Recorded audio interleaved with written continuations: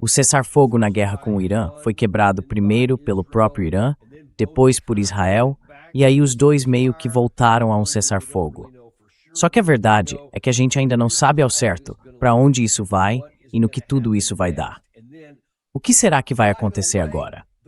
E aliás, a guerra também pode estar se expandindo horizontalmente. Ela já ficou um pouco maior do que era antes, e a gente vai tentar entender tudo o que está acontecendo para descobrir o que afinal aconteceu e o que pode acontecer a seguir. Vamos dar uma olhada, antes de mais nada, no que de fato aconteceu. Nos últimos dias houve vários ataques. Dá para ver ali no canto superior esquerdo. No domingo, Israel atacou a periferia de Beirute, depois de afirmar que o Hezbollah havia atacado Israel.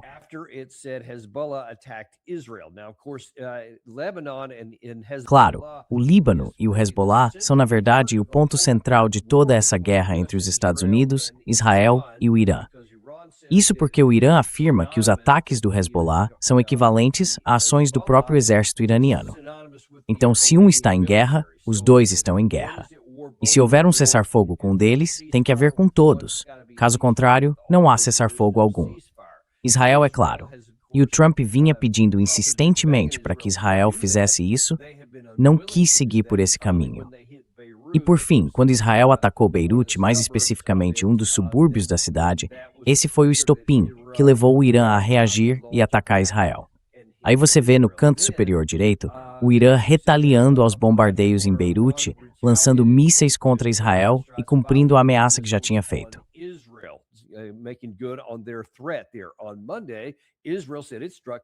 Na segunda-feira, Israel disse que atacou alvos militares e um complexo petroquímico no Irã. E aí, na parte de baixo da tela, dá para ver que o exército israelense afirmou que os Houthis também lançaram um míssil contra Israel na segunda. Já já eu falo mais sobre isso. Em resposta a tudo isso, a gente tem várias questões acontecendo aqui. Primeiro de tudo, como é que tudo isso começou? Tudo começou, como eu disse, com o lado israelense ignorando Trump, ignorando o lado iraniano e lançando mísseis contra o Hezbollah, especialmente em Beirute. Israel sabe muito bem o que isso significa. Eles entendem que esse é um assunto que Trump vinha tentando tirar da mesa, especialmente em relação ao Líbano. Israel não quer fazer isso, porque há indícios de que estão tentando minar qualquer movimento em direção à paz liderado pelos Estados Unidos. Eles não querem que a guerra chegue ao fim.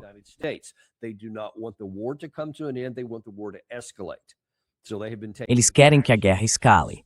Então têm tomado ações pensadas justamente para provocar uma retaliação do Irã. Eles sabiam que se o Irã os atacasse e depois eles revidassem, haveria uma chance de o conflito se expandir de novo. Agora, as coisas não saíram exatamente como eles imaginaram. Pelo menos, até agora não. Deixa eu deixar bem claro desde o começo. A situação neste momento é muito, muito instável. E, na verdade, tem sido assim desde que a guerra começou e desde que o cessar-fogo entrou em vigor, mais ou menos ali por volta do 40º dia.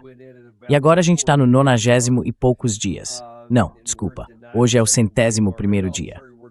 Então, na prática, estamos mais dentro de um cessar-fogo frágil do que estávamos na fase quente da guerra, lá no início.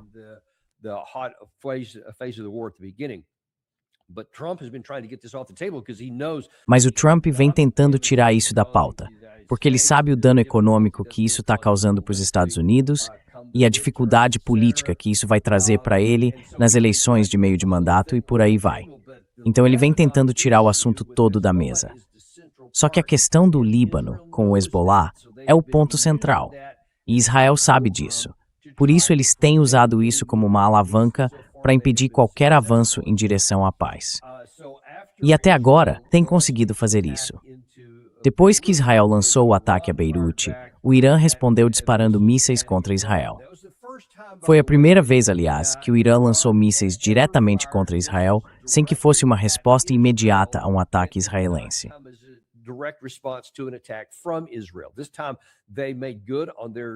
Dessa vez, eles realmente cumpriram o que prometeram. Disseram que iam considerar atacar o equivalente ao Hezbollah com as próprias forças militares nessa batalha. E foi exatamente isso que fizeram. Logo depois disso, o presidente Trump disse, o que eu sugeriria ao Irã é o seguinte, vocês já lançaram seus mísseis, já chega. Agora, voltem para a mesa e façam um acordo. Ele estava tentando evitar que Israel reagisse. Então ele basicamente disse ao Irã, tá bom, vocês fizeram o que queriam. Não gostaram do que estava acontecendo com o Hezbollah no Líbano. Tudo bem, agora vamos voltar para a mesa e conversar. E claro, o presidente Trump, como eu venho mostrando várias vezes no Truth Social, vive dizendo que um acordo está quase pronto, que falta só um pouquinho, que já está praticamente acertado, que é questão de tempo, esse tipo de coisa. E de novo, hoje mais cedo, o mesmo tipo de situação. Ele dizendo que as negociações finais pela paz estão avançando. Mas não estão, gente. Não existe nenhuma negociação final acontecendo.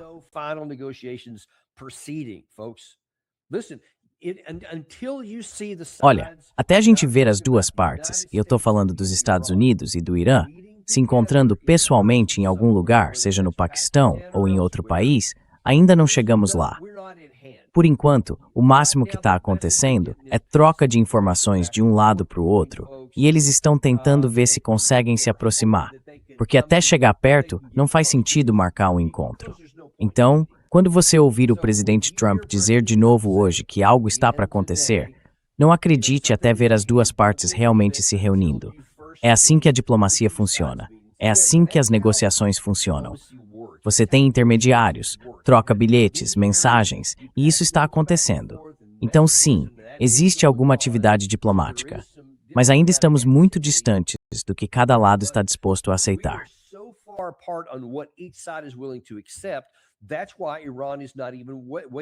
É por isso que o Irã nem está perdendo tempo, pelo menos é o que dizem, para se reunir com a gente pessoalmente. Porque até que consigam, ou a menos que consigam, fechar as lacunas, não faz sentido se encontrar. Já já eu falo mais sobre isso. Então foi nesse ponto que o presidente Trump começou dizendo ao Irã, ok, vocês fizeram a parte de vocês. E ao mesmo tempo, ele dizia para o lado israelense, ok, não disparem seus mísseis, vamos manter isso sob controle, porque eu quero que isso chegue ao fim. O presidente Trump pediu a Netanyahu, e segundo aquela manchete secundária, disse a ele para não revidar. Enquanto isso, as forças de defesa de Israel afirmavam que estavam prontas para responder com determinação. Mas como todo mundo sabe, Israel acabou lançando ataques contra o Irã mesmo assim. E aí, Teherã respondeu com uma série de disparos. Ou seja, começou aquele vai e vem de ataques outra vez.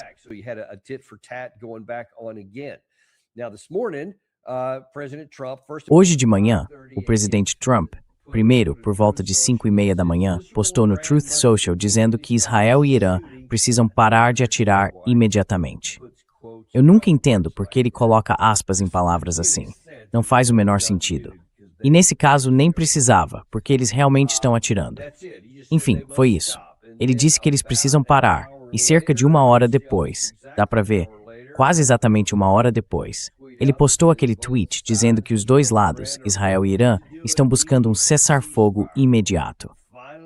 As negociações finais estão em andamento, ou em paz, dependendo se a ignorância ou a estupidez não atrapalharem. O bloqueio vai continuar, e isso é importante destacar, em plena força e efeito, até que um acordo final seja alcançado.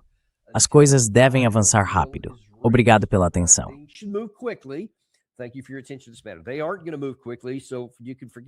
Eles não vão agir rápido, então pode esquecer isso. Agora, o interessante é que o presidente Trump tentou dizer a Israel para não retaliar contra o Irã. E também tentou dizer ao Irã para não lançar mais mísseis. Nenhum dos dois ouviu na época. Mas segundo a imprensa israelense desta manhã, Netanyahu falou com Trump antes daquela postagem sobre o cessar-fogo no Truth Social. O primeiro-ministro israelense, Benjamin Netanyahu, e o presidente dos Estados Unidos, Donald Trump, conversaram por telefone na segunda-feira. Um funcionário israelense disse a Reuters que a ligação aconteceu antes de Trump publicar no Truth Social que Israel e Irã estavam buscando um cessar-fogo imediato.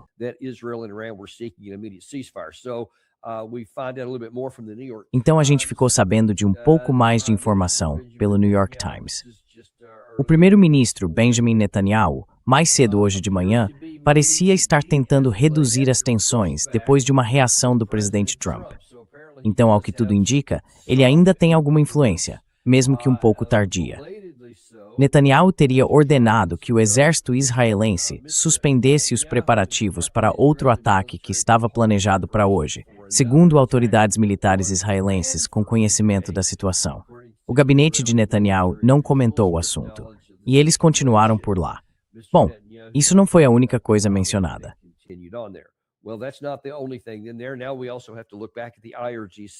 Agora a gente também precisa olhar para o papel da Guarda Revolucionária do Irã. A Guarda, na época, deu um sinal, e talvez isso tenha acontecido também por causa do presidente Trump. Eu não sei se ele chegou a falar diretamente com alguém ou se mandou alguém para conversar. Eu acho que não houve nenhuma conversa direta entre o próprio Trump e autoridades iranianas, mas de alguma forma algo aconteceu. O lado iraniano diz que sinalizou que iria interromper os ataques contra Israel poucas horas depois da ofensiva. Mas quando a gente olha um pouco mais de perto para entender por que eles disseram isso, vem um grande ponto de atenção. Segundo um comunicado divulgado por um dos principais comandos, a Guarda Revolucionária do Irã afirmou que as forças iranianas haviam encerrado a mais recente operação militar contra Israel.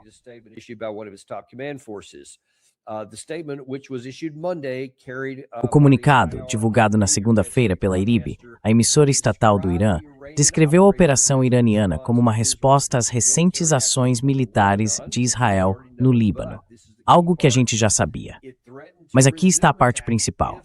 O texto ameaça retomar os ataques se a agressão e os atos hostis continuarem, inclusive no sul do Líbano. Isso é importante, porque eles mencionam especificamente o sul do Líbano, já que Israel tem feito muita coisa nessa região, principalmente contra o Hezbollah. Mas o gatilho da linha vermelha parece ter sido acionado naquele subúrbio específico de Beirute que Israel acabou ultrapassando. E aí, Israel ou Irã respondeu de acordo.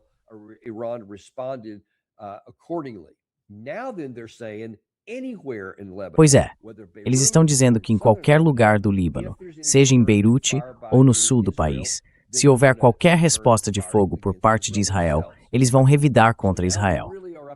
Então agora a grande questão é, o que o presidente Trump vai fazer? Porque tudo bem, ele conseguiu fazer os dois lados pararem de escalar o conflito. Mérito dele, isso ajuda. Mas isso só é útil até certo ponto, se realmente levar a uma pausa. Se Israel não parar completamente de lutar contra o Hezbollah no Líbano, há toda a expectativa de que isso continue, que o Irã siga retaliando e que Israel também responda do seu lado.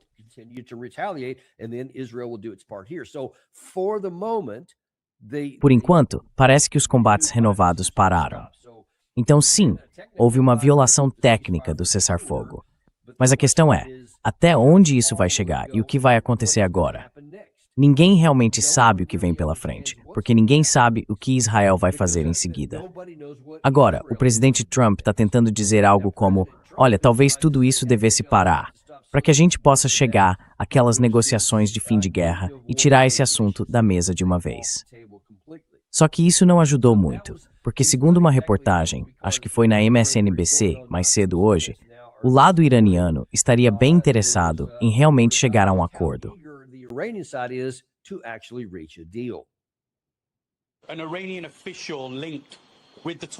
Um funcionário iraniano ligado às negociações entre os Estados Unidos e o Irã me enviou uma mensagem hoje à noite. E vale lembrar que aqui na região ainda é bem cedo pela manhã. Ele me disse que neste momento um acordo com o presidente Trump não é mais viável. Esse funcionário responsabilizou o presidente Trump pela situação atual no Líbano e pela escalada recente. E eu presumo que essa escalada se refira à resposta do Irã, já que sempre foi uma linha vermelha para o país não atacar Beirute. Então isso é um desenvolvimento bem interessante, porque significa que o Irã agora sente, e estamos falando de alguém envolvido nas negociações, que não pode mais manter um diálogo aberto com o presidente Trump, nem assinar um acordo com ele.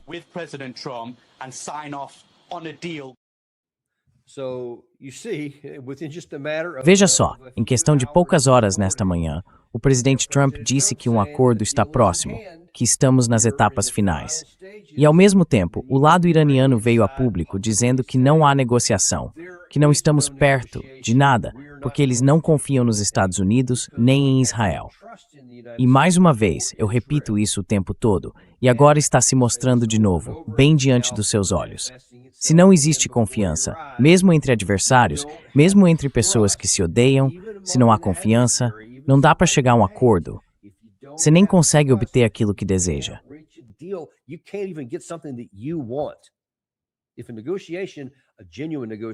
Se uma negociação de verdade, significa que você precisa estar disposto a ceder algo para conseguir outra coisa, também é preciso que o outro lado confie que ao receber o que você oferece, você vai cumprir a sua palavra, e que eles realmente vão conseguir aquilo que você prometeu, para então poderem entregar o que você quer. Então, se você quer alcançar algum resultado, se está desesperado para tirar algo da mesa, precisa construir confiança. E é aí que está o verdadeiro problema. Porque o Irã já traçou um caminho para isso. Eles dizem, existe uma forma de construir confiança.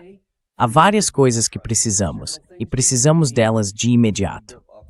Queremos a liberação imediata de 24 bilhões de dólares dos nossos ativos congelados.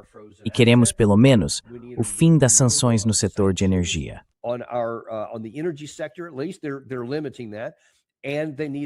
Eles estão limitando isso e dizem que precisam do fim do bloqueio dos Estados Unidos. Eles afirmaram que se a gente fizer essas coisas logo de início, então podem entrar em negociações sobre a questão maior e mais complicada do processamento nuclear, todo o programa. Seja a capacidade de reprocessamento, o material reprocessado a 60%, qualquer um desses outros materiais, se vão ter uma bomba ou o que precisam fazer para provar que não tem. Tudo isso. Eles estão dispostos a negociar depois dessas medidas iniciais, porque disseram que não há confiança. Você acabou de ouvi-los repetir isso há poucas horas. Só que, infelizmente, tem um porém. Ontem, o presidente Trump, em uma entrevista à NBC News, falou sobre um desses pontos e foi perguntado de forma direta: o senhor está disposto a fazer essas coisas de antemão, como o Irã exigiu? Você liberaria algum ativo iraniano ou suspenderia alguma sanção logo de início, como parte de um acordo. Então, isso só aconteceria depois que eles entregassem o material de enriquecimento nuclear. Diferente do Obama. O Obama voava num Boeing 757, um avião que eu conheço muito bem. Eles tiraram os assentos e encheram o avião com 1 bilhão e 700 milhões de dólares em dinheiro, vindos dos bancos de Maryland, da Virgínia e de Washington, D.C. Esvaziaram os bancos e entregaram 1 bilhão e 700 milhões em notas e ainda deram dezenas de bilhões de dólares. Continuaram mandando dinheiro e nada disso funcionou. Isso nunca funciona, aliás. Você ia negociar um acordo melhor. Você gostaria de ter feito isso no seu primeiro mandato, antes de rasgar o acordo? Não, eles não estavam prontos. Não, assim tá bem melhor. Eles não estavam prontos naquela época. Claro, isso é absurdo. Naquela parte final, quando a Kristen Welker perguntou para ele, você prometeu, quando saiu do acordo nuclear em 2018, que ia renegociar um acordo melhor. E ela tentou apertar ele sobre isso.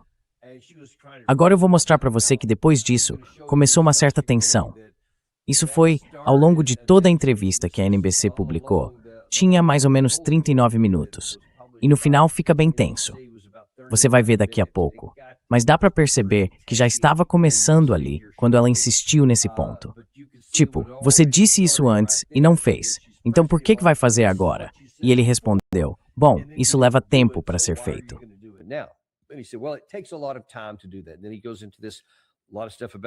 E aí ele começa a falar disso. Um monte de coisas sobre a guerra do Vietnã, ter durado 19 anos e várias outras coisas. Espero que ele não esteja se referindo a isso aqui. 19 anos seria meio problemático. Enfim, o ponto é o seguinte. Logo no começo desse trecho, dá para ouvir ele dizendo, de forma categórica, não, eu não vou dar nada para eles de antemão. E depois ele entra nesse discurso longo. E de novo, eu continuo dizendo que ele está cavando a própria cova, tornando tudo mais difícil ao ficar voltando nesse assunto, do Obama ter dado 1 bilhão e 700 milhões de dólares em dinheiro vivo e todo esse tipo de coisa, com aquela imagem forte de um saqueador, tiraram os assentos e encheram o avião de dinheiro. E ele dizendo, eu nunca vou fazer isso. Tá bom, então você nunca vai conseguir um acordo.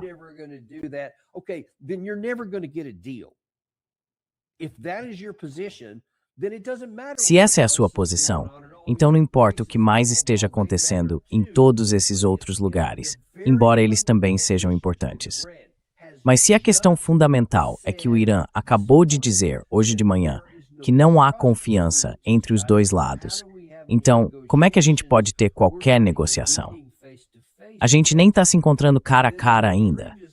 E eles já disseram antes, aqui está uma forma de vocês começarem a construir um pouco dessa confiança. A gente precisa de algo de vocês primeiro, porque vocês já mentiram para nós 2 vezes e entraram em guerra no meio das negociações. Então não vamos confiar em nada do que vocês disserem até recebermos algo antes. Eles têm o controle do Estreito de Hormuz. Não há nada que a gente possa fazer para tirar esse controle deles. A gente já tentou, e se houvesse qualquer possibilidade de forçar isso militarmente, eu garanto que já teríamos feito.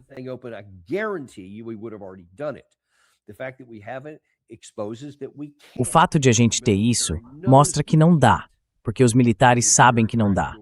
E tem motivos bem práticos para isso. Eu já te falei isso várias vezes. Então, onde é que isso nos deixa? Deixa o presidente Trump dizendo, eu não vou liberar nenhum dinheiro, não vou dar nada do que eles querem de antemão. Eles é que vão me dar tudo primeiro.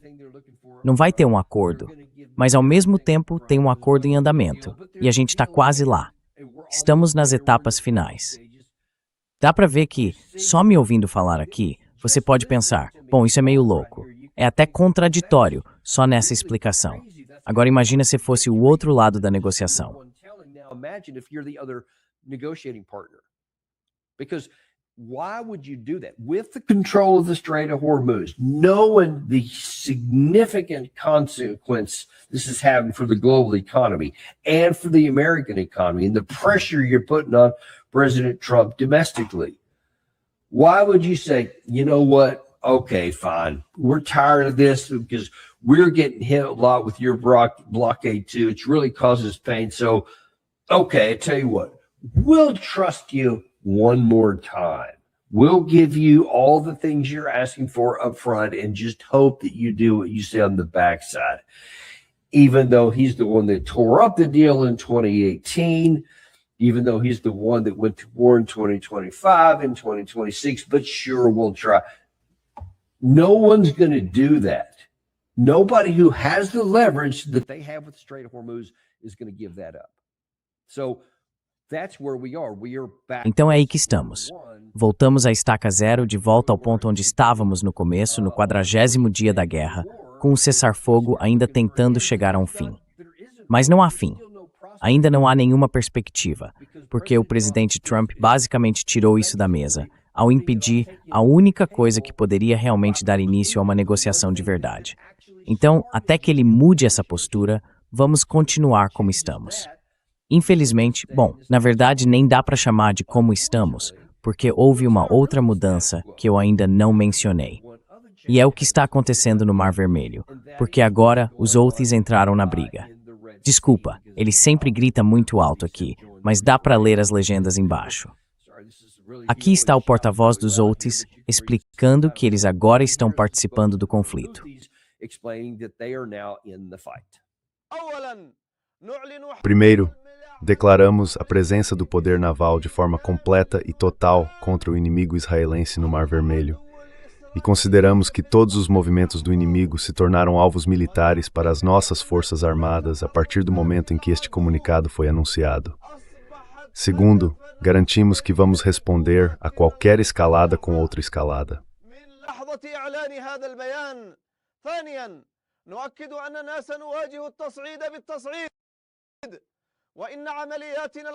Nossas operações militares vão escalar de acordo com os acontecimentos e com o andamento da batalha, em coordenação com o eixo da Jihad e da resistência.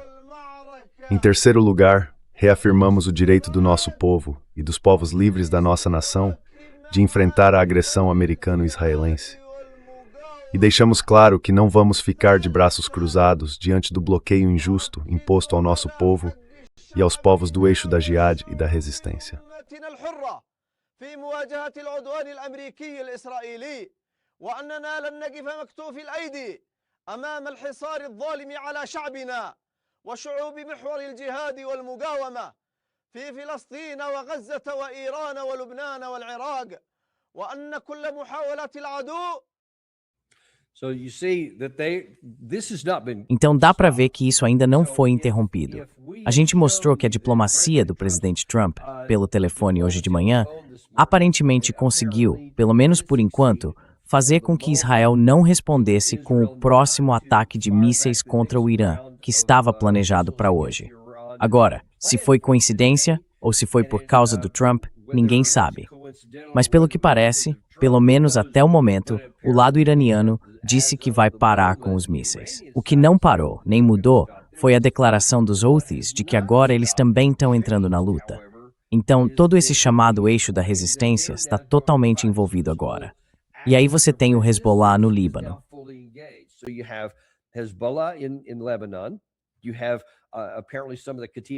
Aparentemente, há alguns membros da Kataib Hezbollah e de outros grupos no Iraque. Também há os Houthis, no Iêmen. Todos eles estão se unindo ao Irã. Então agora parece que eles ativaram quase todo o chamado eixo de resistência. A gente vinha se perguntando por que isso não tinha acontecido antes. Ninguém pode dizer com certeza por que não aconteceu antes, mas agora parece que está tudo em movimento. Eu acho que parte da razão é que o Irã percebeu que está numa posição muito mais forte. E todo mundo também percebe isso. E eu acho que os outros elementos desse eixo de resistência estão dizendo algo como, olha, talvez o Irã saia por cima dessa vez.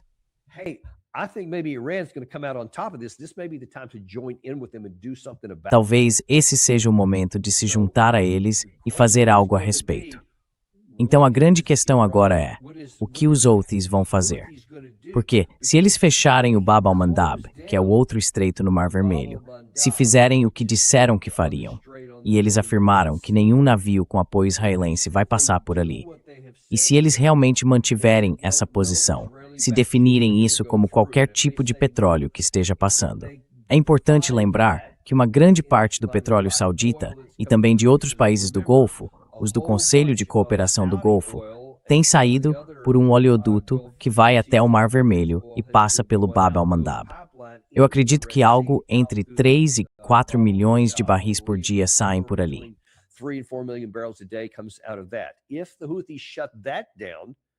Se os Houthis fecharem aquela rota e não deixarem nada passar por ali, e se tivermos a mesma situação no Estreito de Hormuz, aí não estamos mais falando de cerca de 12 milhões de barris por dia, mas sim de algo em torno de 15 milhões de barris de petróleo que deixariam de sair.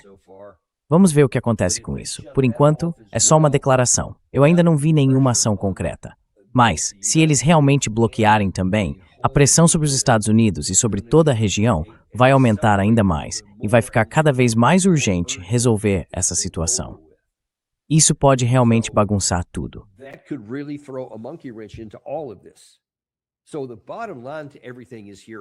Então, o ponto principal de tudo isso é que mostra como toda essa luta é frágil por causa dessa situação de guerra. A gente tem estado num tipo de cessar-fogo parcial que às vezes é violado, às vezes pelo lado iraniano, às vezes pelo lado israelense. Então, tem acontecido bastante coisa e a situação fica mais instável a cada dia.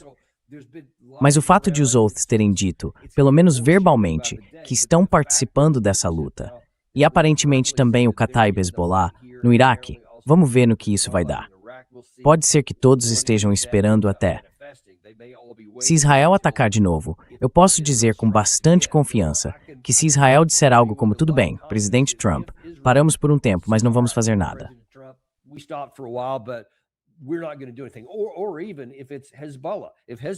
Ou mesmo que seja o Hezbollah. Se o Hezbollah dentro do Líbano lançar qualquer ataque contra Israel, eu garanto que Israel vai revidar. E aí vem a pergunta, será que o Irã vai usar isso de novo como pretexto para dizer, ok, a gente prometeu que se vocês atingissem o Hezbollah, nós atacaríamos Israel de novo. Então dá para ver que isso, quer dizer, ninguém sabe. Pode ser que antes mesmo do fim do dia, tudo isso já tenha se desenrolado. Mas o ponto principal é que não existe um caminho claro para o fim da guerra. Então voltamos àquilo que eu já disse. a melhor jogada do presidente Trump é a teoria de simplesmente se afastar. Agora, sobre isso, a gente vai falar mais tarde na entrevista da NBC News, porque tem muita coisa ali que é bem relevante para esse assunto. Mas uma das coisas que ele disse, e que eu acho que a gente nem chegou a destacar, foi sobre como essa guerra precisa acabar.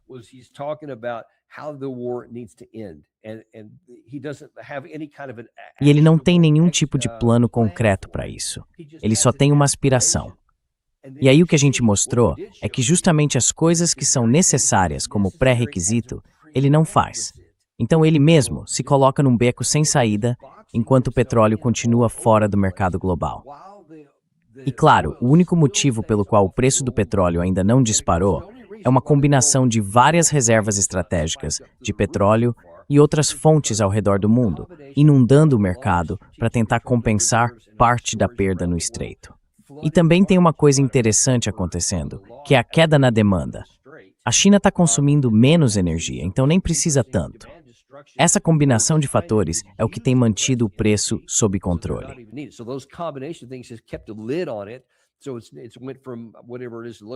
Então passou de algo em torno de 60 e poucos dólares para agora algo perto de 95, eu acho, pelo que está no momento. E claro, isso é um problema. Mas quando essas reservas estratégicas de petróleo acabarem, e Deus nos ajude se o Bab el-Mandeb também entrar nessa equação, aí não tem mais como esconder. Quando as reservas terminarem, e pelo que parece isso pode acontecer ainda neste mês, algumas vão estar tão baixas que na prática vão estar esgotadas. E aí não dá mais para disfarçar. A partir desse ponto, não vai ser mais uma questão de manipular o mercado e fazer o preço no papel parecer uma coisa, porque simplesmente não vai ter petróleo físico suficiente. Petróleo não se imprime. Dá para mentir sobre ele, mas não dá para imprimir.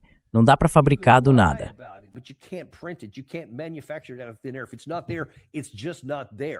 Se não tem, simplesmente não tem. Você não consegue fazer diesel com algo que não existe. Não dá para fazer combustível de avião com algo que você não tem. Então, a escassez física vai se impor, de qualquer jeito. O presidente Trump com certeza sabe disso. Então ele vai ter que fazer algo que não quer fazer, ou isso vai começar a aparecer e a se agravar de um jeito que ele não quer. Pelo visto, até esta manhã, ele conseguiu mais uma vez empurrar o problema para frente. A questão é, por quanto tempo mais ele consegue fazer isso? Eu acho que o tempo está correndo e a janela está se fechando. Vai chegar um ponto em que ele não vai conseguir adiar mais sem causar consequências sérias para nossa economia.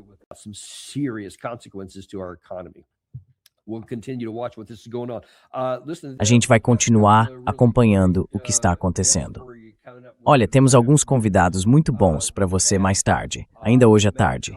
Um deles é o Matt Hoh, que vai entrar em detalhes e explicar por que não vai haver um acordo com o Irã. Ele publicou hoje um artigo ou um relatório no Substack e a gente vai conversar sobre isso com mais profundidade. E depois, no fim da tarde, vamos falar com o Patrick Henningsen sobre o que está acontecendo com toda essa questão do Hezbollah, a luta no Líbano com Israel, enfim. Porque eu acho que é realmente importante fazer uma análise mais profunda para que você possa entender qual é o problema central ali.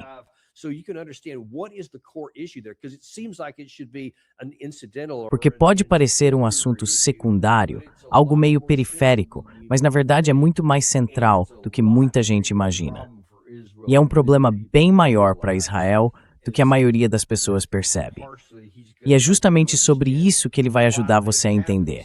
Por que eles ainda não pararam aquela guerra? Quais seriam as consequências para Israel se parassem? Para que você entenda o que o presidente Trump está pedindo ao Netanyahu.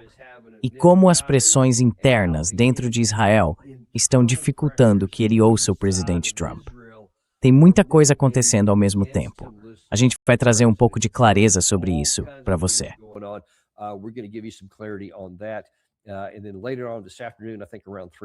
Mais tarde, hoje à tarde, acho que por volta das 3:30, eu vou voltar a falar sobre esse assunto aqui, em alguns pontos. Na verdade, sobre o que o presidente Trump disse em outra parte daquela entrevista, o que mostra bem como isso vai ser difícil, tanto do nosso lado quanto pelos problemas internos que o presidente Trump enfrenta lá dentro. E eu também tenho algumas outras surpresas para você nesse programa das 3h30. A gente se vê lá no Daniel Davis Deep Dive. Olha, eu não fico tentando convencer você a comprar ouro, nem dizendo como cuidar da sua carteira de ações. Mas tem uma forma de você nos ajudar. Se inscreve, clica no botão de curtir e compartilha isso com alguém que você gosta. And share this with somebody you love.